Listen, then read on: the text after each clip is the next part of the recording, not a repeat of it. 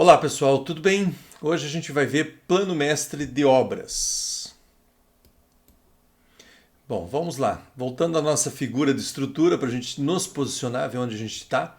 Então a gente já viu o planejamento geral de obra, onde uma das principais ferramentas é o uso do PERT-CPM, que vai dar origem ao sequenciamento das atividades, tá? E ali a gente está preocupado em sequenciar as atividades como um todo. E depois de feito esse planejamento geral do empreendimento, a gente passa para o planejamento mestre da obra, tá? Que vai ter uma visão ali de 1 a 8 semanas, eventualmente até 12 semanas, tá? E ele vai trabalhar mais no nível de gerenciamento da obra, tá? Quer dizer, mais ali no chão de obra. Vamos lá. Então, o plano mestre de obras. O plano mestre de obras, ele faz a ligação entre o longo prazo, que seria o planejamento do empreendimento ou da obra como um todo, com o curto prazo, que a gente vai ver na sequência, que é a programação semanal. Então, ele está bem nesse intermediário aqui, entre esses dois extremos, quer dizer, um de curto prazo, onde a gente já chama de programação, porque não pode ser alterado, e um de longo prazo, que seria o empreendimento como um todo, tá? Então, é ele que faz essa ligação. As atividades do Plano Mestre de Obras, com horizonte de 8 semanas, representam o que deveria ser feito nas próximas 8 semanas para cumprir os objetivos do Plano Geral de Obras, tá? Então, o que eu faço?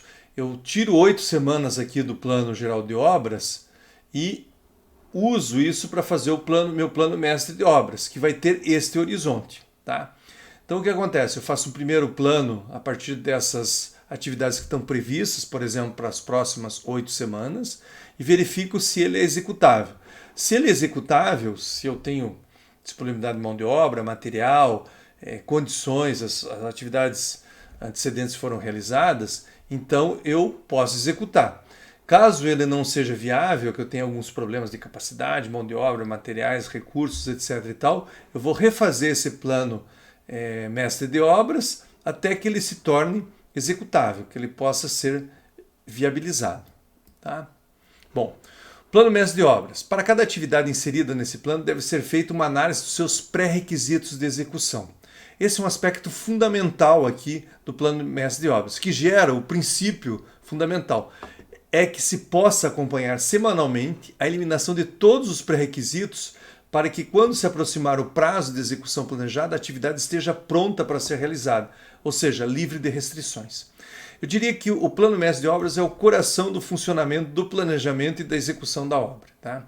E ele vai, vocês vão ver que a responsabilidade vai ser ali da média gerência, da gerência de obras, e a ideia dele é o seguinte, olhar as próximas 4, 5, 6, 8 semanas que eu tenho pela frente, tá? E verificar todas as atividades que têm que ser realizadas e verificar se essas atividades têm ou não têm pré-requisitos para serem cumpridos. O que são esses pré-requisitos? Por exemplo, uma condição de segurança que eu preciso atender, é um pré-requisito.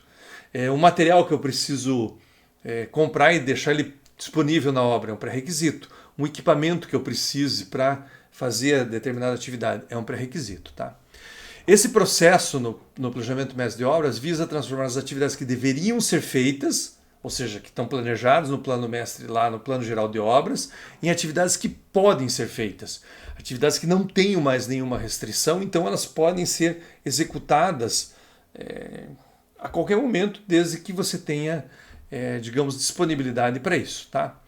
Manter semanalmente um conjunto de atividades que podem ser feitas é requisito essencial para criar um fluxo contínuo de trabalho. Quer dizer, você mantém um mesmo ritmo de trabalho. Sempre você tem atividades para serem feitas. Por exemplo, mesmo que a prioridade é trabalhar com as atividades do caminho crítico.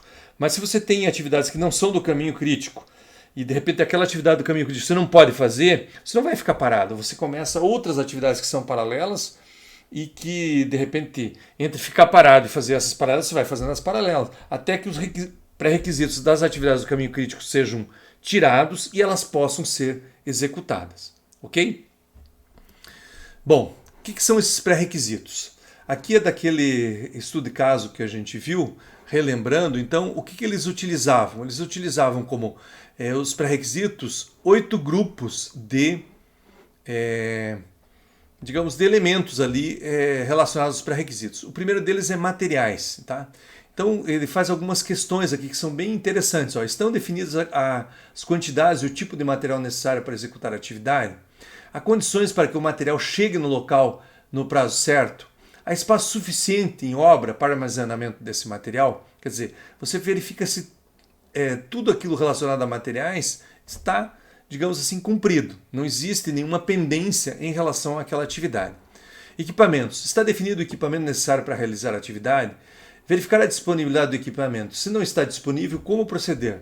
Tá? De repente você está alocando esse equipamento ou está usando em outra obra, então o que você vai ter que fazer? Tá?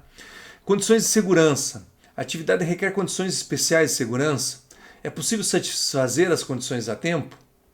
Mão de obra. Há colaboradores suficientes para realizar a atividade? Os colaboradores têm qualificações para realizar a atividade com a qualidade necessária? Atividades dependentes, aquelas que são feitas antes para que você possa realizar a atividade. As atividades precedentes estão sendo executadas no prazo? Qual é a atividade crítica? Tá?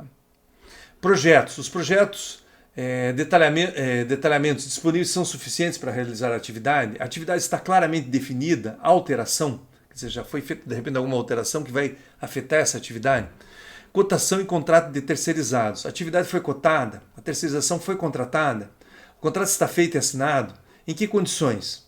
Tá? E outros? Existe espaço físico necessário para a atividade? Está limpo e apropriado? As condições climáticas podem ter influência na realização da atividade? Foi avaliada a previsão do tempo?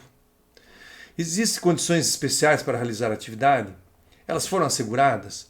Quer dizer, esse é um checklist que é um exemplo, mas vocês podem usar ele como base e ampliar depois essas questões e para cada atividade verificar se está tudo ok. Se está tudo ok, a atividade está pronta para ser realizada. Tem algum problema? Vai ser designado um responsável e esse problema deve ser resolvido, quer dizer, essa restrição deve ser retirada. Bom, como é que funciona aqui o nosso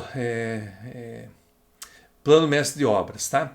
Então eu tenho lá um horizonte. Aqui eu estou aparecendo 9 semanas, mas poderia estar aparecendo, por exemplo, 8 semanas, tá?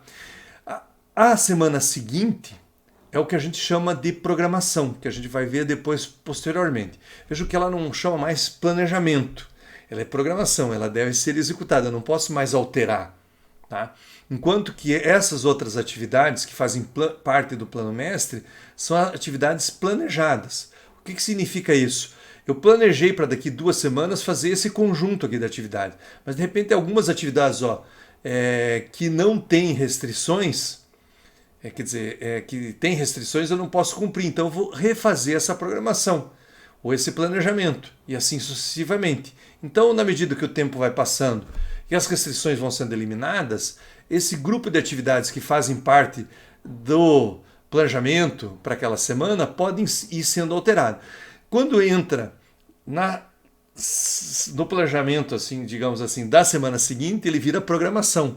Ou seja, eu tenho certeza que todas aquelas atividades não têm restrições e podem ser programadas, tá?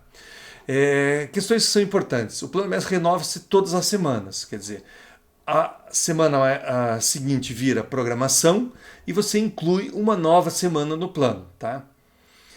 À medida que avança uma semana, o plano mestre perde uma semana e sistematicamente uma nova semana deve ser inserida no novo planejamento. A semana perdida é a programação semanal para a semana seguinte, ok?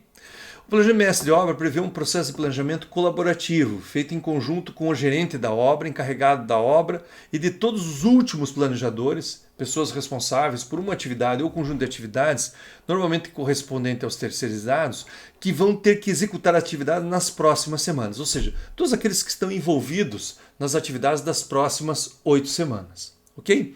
E assim vai funcionando dinamicamente esse plano mestre de obras. Aquela semana que é a semana seguinte, com as atividades sem restrições vira programação, eu incluo uma nova semana e vou trabalhando para que as restrições das atividades vão sendo eliminadas e que essas atividades vão sendo programadas na medida que o plano vai progredindo lá e a execução vai progredindo lá na obra. Ok? Bom, decisões do plano mestre de obras. Então, devem participar, como a gente viu, o gerente de obra, encarregado e todos os responsáveis que irão participar ou ter atividades no horizonte do planejamento mestre. Tá? Os procedimentos para tomar de decisão são análise dos pré-requisitos de cada atividade. É aquele checklist lá. Então, revisão e preparação desses pré-requisitos. Elaboração de um novo plano mestre de obras coordenado e atualizado com uma nova semana puxada do plano geral de trabalhos, ou plano geral de obras. Tá? Discussão dos problemas de interdependência das atividades, quer dizer, qual atividade depende da qual, o que eu tenho que fazer antes, qual é a sequência que tem que ser feita, quais as atividades que estão sendo executadas que vão influenciar nas atividades que vão ser programadas e planejadas. Tá? Apresentação e análise do indicador PPC, quer dizer, a percentagem do planejado e concluído da última semana, ver qual o nível de eficiência aí que eu tenho do meu planejamento. E depois um processo de aprendizagem e comprometimento de todos os representantes. O que é isso? Se eu estou com um PPC muito baixo, por que isso está acontecendo? Sistematicamente, qual é o problema que está ocorrendo? Quem que não está executando aquilo que foi comprometido? E se está fazendo um esforço, por que não está sendo executado? E descobrindo esses porquês, eu vou resolver esses problemas e tentar aprender com isso e melhorar a eficiência do meu sistema. Informações necessárias para o plano mestre de obra. Tá? Então, o detalhamento das atividades previstas no plano geral de obras. No plano geral de obras você não tem todas as atividades. Você tem, tem todas as atividades, mas não tem ela de uma maneira totalmente detalhada. Ela está de uma maneira mais agregada. Tá? Estimativa dos prazos de execução das atividades. Então, aqui você vai pegar a produtividade de cada atividade e fazer aqueles cálculos. Olha, eu faço... uma pessoa faz 20 metros quadrados por hora, eu tenho 8 horas de serviço, quantos metros quadrados ela vai fazer por dia? Então, qual é o tempo necessário para aquela atividade em função da quantidade de pessoas que eu tenho? Tá? Atividades com e sem restrições no horizonte de planejamento, certo? Capacidade disponível, mão de obra própria e terceirizados. Disponibilidade de estoque de materiais e componentes. Disponibilidade de equipamentos e estruturas de apoio. Tá? Eventualmente lá um andaime, um guindastro, coisas desse tipo que eu vou precisar. Além de equipamentos, betoneira, central de argamassa, coisas desse tipo. Ok?